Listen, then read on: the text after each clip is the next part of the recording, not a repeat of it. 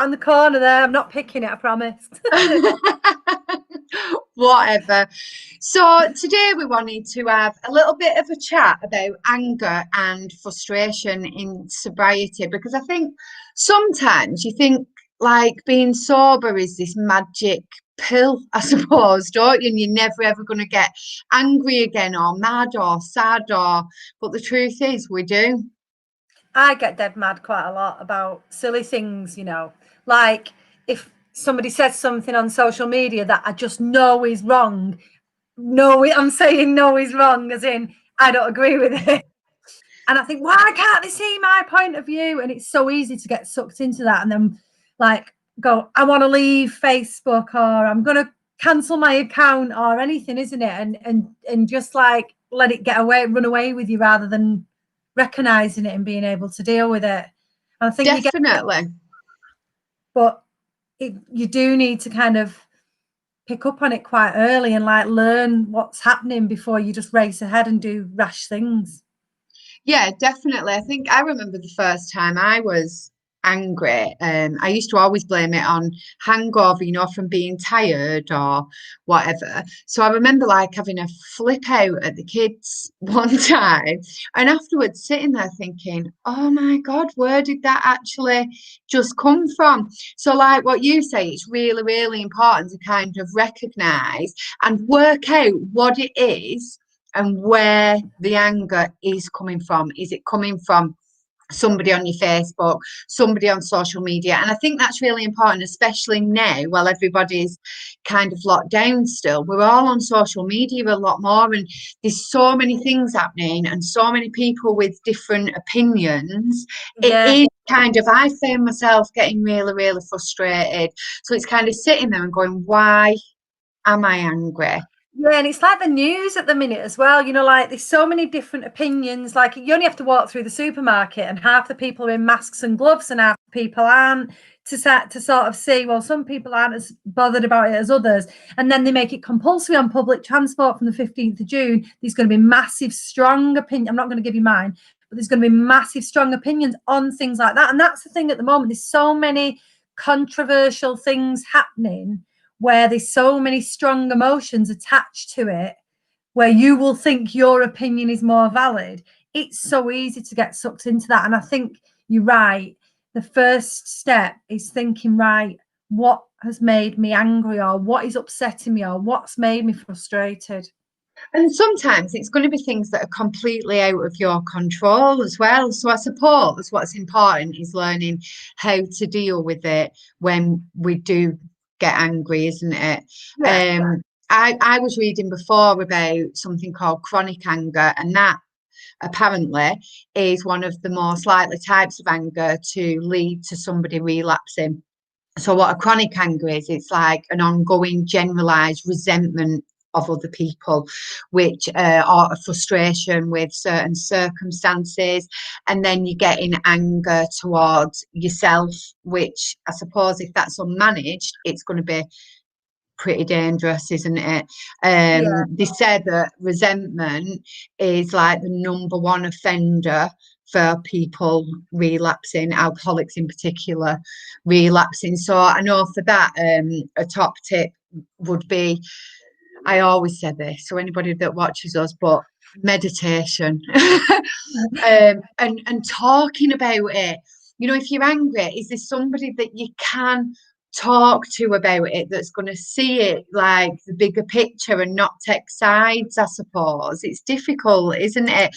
But Yeah, because it's even, so subjective anger. Like what makes me angry doesn't necessarily make you angry. And that's good, because then yeah, talk me down to see it from a completely objective point of view, and the other way around, yeah, definitely. see it objectively and look at all the opinions and look at it on balance instead of the attached emotion to it. And I think I was reading something as well. I've been reading a book on childhood trauma, and in there it says that a lot of the reason people even start to use drugs or drink alcohol is because of a deep-seated chronic resentment and a chronic anger. Yeah, Might come from some sort of childhood trauma, whether that be neglect or whether it be some form of bullying where one of your parents has constantly put you down, or a teacher, yeah, or childhood bullying from friends, or abuse, all those kind of things can lead to people becoming drug addicts and alcoholics in the first place. So it makes perfect sense that the same things would cause you to relapse. Definitely. Definitely. So what can people do then when they get angry? I know I just said like about meditation and what have you and breathing and sometimes just taking that time out to kind of breathe in and counting as well for me is like, so if I breathe in and I count to 7 and then back down from 7, and I know it sounds so simple, but that kind of, for them moments, you're not angry, you're concentrating on the numbers going up, on your breathing, and it can kind of just ground you a little bit. So that's a top tip from me. Yeah, I think exercise for me, yes, Oh, yes. you know that I'm getting into this, so getting out and exercising. And you know what? Sometimes it's as simple as, forget the exercise. Sometimes it's as simple as realizing what the problem is and forgiving it, whatever the issue is. Whether that's forgiving yourself for feeling angry when you know you shouldn't, or whether it's Yeah. the person that made you feel angry, or whether it's forgiving the news article that made you angry. Just to kind of acknowledge that this is how I feel, and I will let go of it. And just to spend a little bit of time thinking about that can be enough to make that anger pass and for you to see it a little bit more objectively rather than feeling that attached emotion. For me, though, yeah, it's exercise all the way. A lot of my thinking goes on when I'm running. So, Yeah. and sometimes I do replay things, but just that actual act of getting some adrenaline going and getting that release or exercise can actually just calm you right down and soothe you.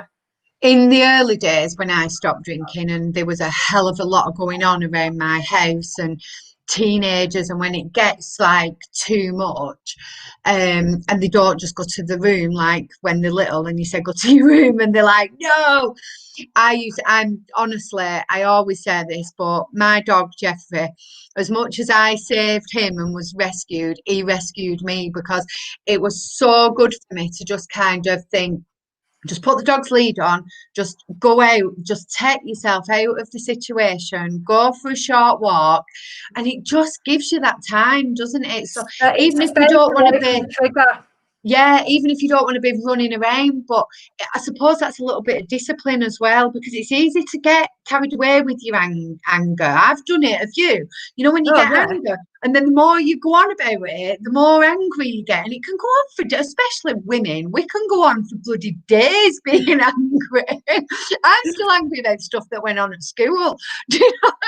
So, It's easy to hold on to anger. It is because it's one of those emotions, and it is an emotion, and that's the thing. It's an emotion that's subjective to you. It's very personal, and you can be angry about something that doesn't even touch the surface on somebody else. So I think that's the issue.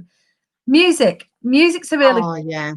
and that can be, for some people it's a nice soothing classical music or one of your favorite albums or whatever. For other people it's like some heavy rock music where they're just bashing it out by I felt like bashing yeah, something out there. screaming into a pillow as well. I've seen as a good release mechanism. Now that's not necessarily dealing with the source of the anger, but just to go like and get it out can just relieve some of that tension. My Going mum taught me that as a teenager. I was a really angry teenager, and my mum used to say to me, Lisa, go to your room, buy a pillow, scream into it. It's your bedroom, do what you want in there. But sometimes, like you say, you need to release it. But I think that's some pretty good top tips, I reckon, yeah, I for think so. anger. And I've got this, you've just reminded me by saying this, but I've got a quote about anger, and it's holding on to anger is like drinking poison and expecting the other person to die.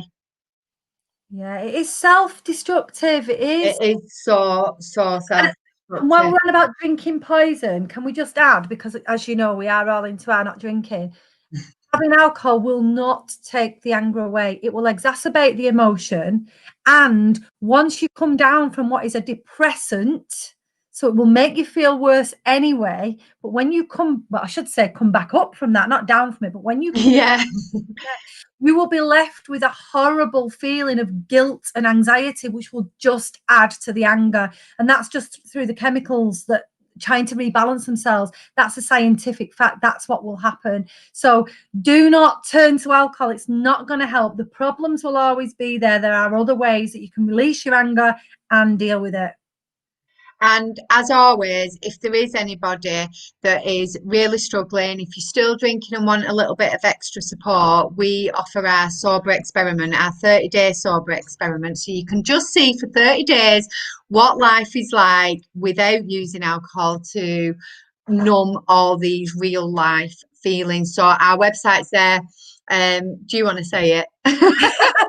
www.soberexperiment.co.uk. The only reason I'm saying it is because Lisa always says www dot, and it's 3 W's. Yeah, even though it's right there. But yeah, get on there. There's a help page as well on our website, which we've got. So if you are really struggling, please look on there. But we're always knocking about our social media out. So drop us a message. And yeah, thanks for listening. See you soon.